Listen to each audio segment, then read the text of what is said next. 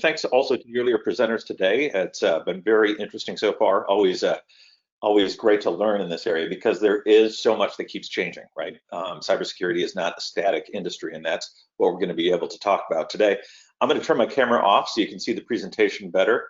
Let me know, Ron, if we're working okay. I don't know if my controls are covering this. Okay. All good. Good. So you may have noticed that the title of the talk today was called "Your Data in Flight is Not Safe," and that's true, and we are going to talk about that. But as we were thinking about this presentation and thinking about presenting to these government organizations, while that's an important topic, I think the other interesting topic is why we are innovating slowly. Why is our data not safe, given how long that we've been in the cybersecurity business? What is it that makes some organizations better at protecting their cyber infrastructure than others? So we're going to talk about innovation at a high level. So brief outline of what we're going to talk about today is first 3 approaches to cybersecurity innovation, right? What are the different profiles of different organizations or companies and how they approach cybersecurity? Then we're going to do the case study specifically about securing data in flight, and we're going to talk about in detail the problems associated with securing data in flight, and then the solution as well. And then finally, we're going to talk about how we can raise our game, not just with respect to securing data in flight, though we'd be happy to help with that, but in general, how we approach securing our organizations. So let's start with the 3 approaches to cybersecurity. The first approach that we've identified as we've presented to different organizations, and we talk to government and corporate organizations all the time about this, is what we would call the proactive approach to cybersecurity. A proactive organization is one that's identifying problems before they happen. They can do this because they are always evaluating new solutions, and they aren't relying on regulations or certifications to always point out those vulnerabilities, but they're staying on top of things, right? So they're being proactive, in short. The second type of organization that we've identified as we've presented to different organizations is reactive organizations.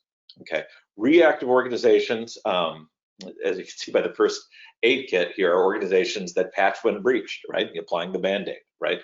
They oftentimes look at regulations as a ceiling, like, have I checked the boxes that I need to check? And they do this because organization, while a priority, or the security, while a priority for their organization, isn't a high priority necessarily. It is a cost of doing business. It's something they have to do, right? The third type of organization, represented by the tombstone here, is organizations that are inactive with respect to their approach to cybersecurity. And that's probably nobody here, since, even just attending this conference online on cybersecurity, you are by definition active, but maybe you're coming out of an inactive phase for your organization. But these organizations are characterized, and we don't talk to them often, right? But we do, and when we do, they are characterized by not even having adequate disaster recovery capabilities. They don't dedicate people to their cybersecurity needs, and oftentimes even lack basic risk management policies or insurance. Okay, what are the outcomes that come from these different types of approaches, right? The proactive, obviously, reduced breaches because they're using the best available solutions. They're ahead of the regulations, right? Security for those organizations is a differentiator. They're staying on top of things. In the corporate area, Google's an example, right? And many others, right? In that they are adopting, for example, with respect to what we're looking at today, TLS, they started adopting across their organization long before many other organizations did. Reactive organizations are characterized by the outcome of having to write big checks. And I don't mean to laugh and make light of it, but there are problems. It's expensive to recover from a breach, right? It is, well, I mean, I think that speaks for itself. But they have to recover from breaches because they're years behind the hackers, right? They're firefighting, they're not preventing fires, and that's a very expensive way of doing business. And where security is a differentiator for a proactive organization, the reputation of a reactive organization oftentimes becomes a differentiator where they receive a black eye over their security lapses. And of course, inactive organizations, organizations that don't prioritize cybersecurity at all, are characterized by when they are breached, because it is a matter of when. Having those attacks materially affect their organization's ability to deliver services, right? Sometimes even existential threats, especially if we're talking about defense type organization. Literally, cybersecurity can be existential for the people that are counting on it in some of those areas. Okay, that's the setup for the different ways that we can approach cybersecurity. Let's take now a kind of large part of the middle of the presentation to look at data in flight, kind of as a case study. And we're going to look at it, first of all, because this is a solution that it's a static solution, right? And what I mean by that is that it really hasn't changed in about 30 years, right? It's old, it's fundamentally an old system with known problems, right? So what is it that makes, given that it's an old system with known problems, I think it'll be interesting to see how people respond to it. We are going to present our solution to this, because we have experience with it and it solves this old problem. But it will help highlight the different types of organizations and how they respond to the threat to their data in flight. Okay, so first of all, when talking about the problem of data in flight, I want to make clear that the problem is not encryption, right? We have great encryption algorithms. And encryption is not the issue. But encryption works like a lock, in that if you have a key, you can open a lock, right? Doesn't matter how strong the lock is. We have great locks right now. The problem is who has our cryptographic keys. All right, so I'm going to walk through real quick. I'm not going to get super technical on this, but how data in flight is encrypted on the internet today. And specifically, I'm going to talk about how your web connections are encrypted. When you see the little lock on the left hand of your address bar. And the way it works is whatever website you're connecting to has a cryptographic key that it uses to negotiate a key for both sides. Remember, encryption is like a key. So the sender, once that key is negotiated, can use it to encrypt the data. And then, of course, it sends it to the receiver, and the receiver has the same key and decrypts it. And we call it secure not because we don't think that there are bad actors on the internet, right? We assume that if things go over the internet, they may be intercepted. But we call it secure because it was encrypted while it was on the internet, and the bad actor shouldn't be able to decrypt it, right? Well, what the problem is that if the bad actor gets a copy of that key, and you'll remember that Henry was talking about the need to rotate keys, and organizations do it, every year or so, oftentimes. But if they at any point in that time get a copy of that key, they can access this data while it's in flight, meaning that this key is a single point of failure to the security of that data communication. But in fact, it's worse than that, because it isn't just this key that's on that server that's a single point of failure. The only reason that the sender trusted that this key belonged to the receiver is that it was signed by a certificate authority.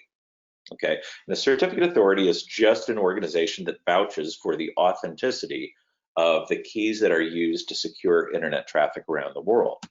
And there's dozens of these certificate authorities keys around the world, and the senders, or your PC, my PC, your phone, what have you, all the different endpoints on the internet, they have to trust all of those certificate authorities in order to know that their connection with any given website is going to be secured.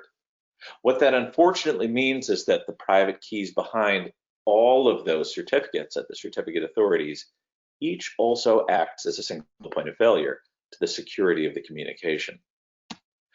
And as if that's not bad enough, your organization may have installed data loss protection in their next generation firewall, or anti-malware software in their next generation firewall, which is great, right? Because what it does is they look at the traffic that's going to the machines that your organization is protecting, and they decrypt it to check for malware. Unfortunately, what that also means is that there's another single point of failure, another key that if a bad actor gets a hold of it, they can compromise that connection. And in short, what that means is that there are literally hundreds of keys out there, each one of which acts as a single point of failure to the security of your data in flight. And that's interesting, right? Because we've eliminated, as an industry, none of us has only one web server, right? None of us relies on a database never to go down. We very seldom even rely on only a single connection to the network. Certainly not power. We have redundant power for production services. And even when it comes to something as important as streaming video content, if I was watching Orange is the New Black from servers in the West Coast and we had the big earthquake and it dropped into the ocean, I would be able to fail over to the East Coast and continue to stream my content without having to stop. But when it comes to security, even though we've eliminated single points of failure everywhere else, we literally have hundreds of them, and we call this 30-year-old solution a best practice. And I think that's really interesting because it leaves us with a solution that A, is not secure, right? It has hundreds of single points of failure. B, we can't even tell who has decrypted it because anyone with a copy of any of those keys could have. And because of that too, the other side of that coin is we can't detect threats. So that's a brief summary of the problem that we're talking about in this case study. I'll accept any questions on that while I set up the next portion of the talk, which is, and feel free to type them into the questions window if you have any. But while you're typing those in, if there are any questions, I'm going to set up what our solution does differently. Okay, so whereas the solution that I just described, the solution for how everyone secures data in flight right now, starts with security as a first step and then establishes identity, we've reversed the script. And the reason is, if you think about the solution that I just described, even though it has hundreds of single points of failure, I actually don't think it's a terrible solution. I think the problem is that it was designed for a time in the internet that was very different than today. It was literally created in the 1990s when the population of the internet was doubling every single year. And so the problem that they were solving for back then was a few well-known services, relatively speaking, being able to create secure connections to an ever-growing and as yet unidentified set of new entrants to the internet, whether it's an organization or a person or a company. Remember, this is when all those AOL CDs were coming out, if you remember those days, and people were joining the internet all the time. And if you're connecting with unknown people, what I just described is kind of the best you can do. But that's not the internet that we're talking about today. Today, the internet is characterized, or we characterize the internet as being a place where our most sensitive communication is not shared with unknown parties, right? We're sharing our most sensitive communication with other organizations or people who we already know, who we have a relationship with. And so the observation that we made is, why not use that identity, that knowledge of the other person's identity, to enable better security? Okay, so in other words, we have an identity first model, and then we use that identity to create better security. Okay, I'm going to walk through real quick how our solution works, and I want you to notice as I go through it that A, the solution is ultra secure and that we eliminate the single points of failure I described earlier, and that we're verifying every sender, every receiver, which is to say the encryptor and the decryptors in the relationship, and that can enable real-time threat detection. Okay, so first of all, identity. We identify the endpoints by doing about the same thing that we do when we pair our phones to our car, right? If we want to stream music while we're driving around. But we call it provisioning, and it can be automated. And essentially what that does is it identifies the endpoints in your trust network, who is allowed to talk to each other. Secondly, what we do is we say who is allowed to talk to whom. So for example, if this is an employer over here or some kind of government organization or a school district, what have you, there would be servers over here that would know all of the employees that were allowed to connect to it. And it might enable all of them to connect to their services, but maybe not to each other. It really depends on the organization, right? We're just building infrastructure here. Once we identify the endpoints and who is allowed to talk to whom, the next thing we do is enable the actual secure communication. And the way that that works is when a sender wants to talk to the receiver, instead of relying on a stored key, we download from our service, and this happens automatically in the background, key DNA. And key DNA is very simply just some data, some entropy, if you will, that allows that sender or the software in that sender to create a cryptographic key, which is then used to encrypt the data. Okay, the key is then immediately wiped from memory because why do we need it anymore, right? Whereas existing technologies leave that key sitting around, as soon as that information is encrypted for us, we get rid of the data, or we get rid of it. The data is then sent to the receiver the same way it is today. We don't actually change anything about the way that data is delivered. And on the receiving end, the reverse happens, right? Same key DNA is downloaded, which is used to create a key. The same key, remember, if I have it, I can decrypt the data. And then after I decrypt the data, the key is immediately wiped from memory. The next piece of data that's sent is going to use an entirely different key, which will also exist only briefly in time. And we call this more secure because there is literally no key before or after, or even during the sending of that data, that a bad actor can compromise to get access to the data. So again, whereas, you know, in existing techniques, Henry was absolutely right when he presented that you need to enforce or warn people if they aren't rotating their keys every year. In this case, we actually get rid of those keys which need to be rotated, and we allow you to communicate with none of those keys acting as a failure. Okay, long story short, we get rid of the 100 single points of failure, hundreds of them, and so we have better security. We have, because we deliver every single key every time it's used, we have the ability to verify who encrypted and who decrypted every piece of protected information. And finally, because we are delivering it to known endpoints, when an unauthorized endpoint or an unknown endpoint attempts to get access to that key material, that is going to set off an alert in our system. Okay, so we get real-time threat detection. So great. So that's our solution. Just really quickly, let me. I didn't see any questions pop up. So let me continue on then with talking about the responses that we get and the questions that we get from people as we present this. So first of all, people are generally polite and they say, congratulations, wow, that's cool, so cool technology. And then they ask questions, right? So they might ask a question, for example, how scalable is it? And so now remember the three types of organizations that we're talking, that we classified their cybersecurity approaches. There's proactive, there's reactive, and there's inactive. How scalable in it? Is that a proactive response? Yeah, it is, right? If you are going to evaluate a new solution or use it to protect your organization's data, you should be asking good, hard questions like that. But then the next couple things on the list, who else is using it? Or the implied statement, which we've heard too, of we don't want to be first. Is that a proactive response or is that a reactive?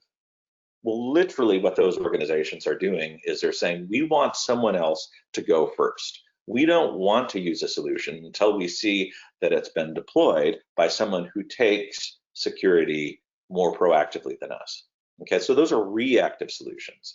They might also say that we have no budget for a new solution, which isn't a question, but it is a sign of a reactive organization. How much does it cost, however, is a very fair question for any organization, regardless of their approach. Is it required by regulation, right? Is there a NIST guideline that says I have to use this or I'm not compliant? That's a good idea to be compliant with those NIST guidelines, but it isn't an example of a proactive organization. Because what those organizations are saying is that I'm not going to respond to an attack or to a threat, I should say, until it has been recognized and codified and approved inside of some organization's list of things that I need to address. So there are other questions too, many technical questions, which I think are very fair for a proactive organization. How easy is it to implement? What's my ROI? Long story short, there are a wide variety of approaches that we hear about when people respond to us. All right. So now let's talk about how we raise our game. Maybe as I went through the description of problems with data in flight, and as I talked about the solution, maybe you noticed in yourself that maybe you were asking some of those reactive questions. So let's talk about raising our game.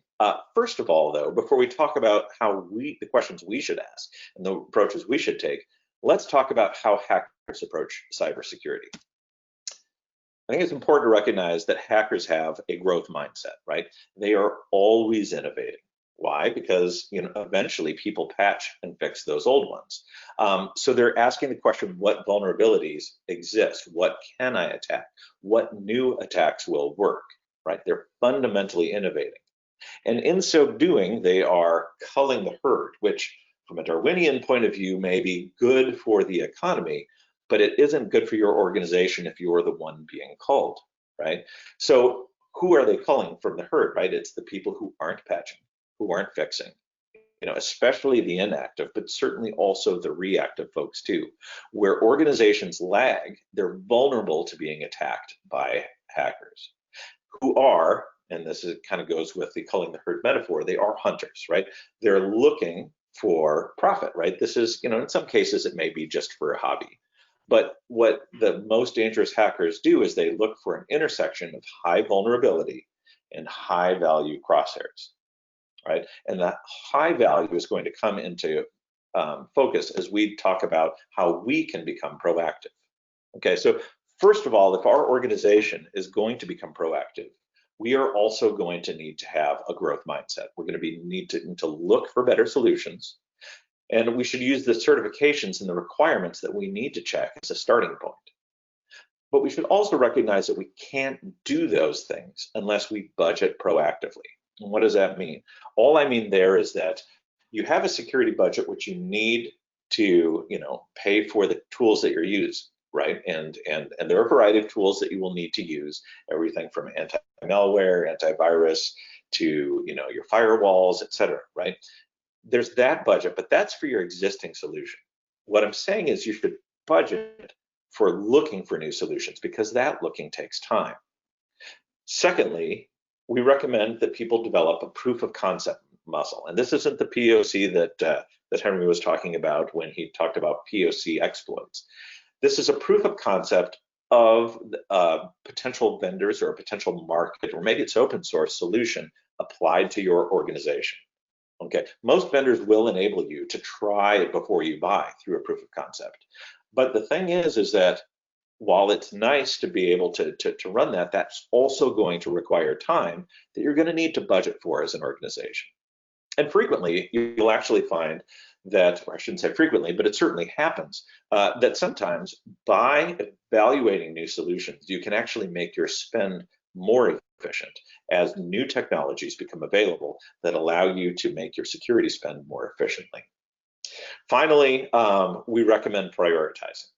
So thinking about the organizations that we have here today, different organizations have different value associated with their data in flight. So for example, as we think about the solution that we presented, our solution, there are some organizations, for example, whose entire goal is to disseminate information, right? And they want that information to get to as many people as possible, and it isn't particularly sensitive, okay? Clearly, securing that data in flight is not a huge priority because it's public data, right? Whereas on the other end, we have some folks here who may be more in an area of government that's related to national security, right? We've been reading about all weekend here.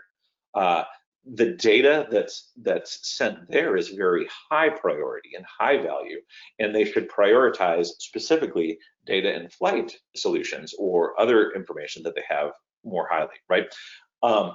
Long story short, and then we have schools, we have universities, and I spent a lot of years developing high stakes testing software.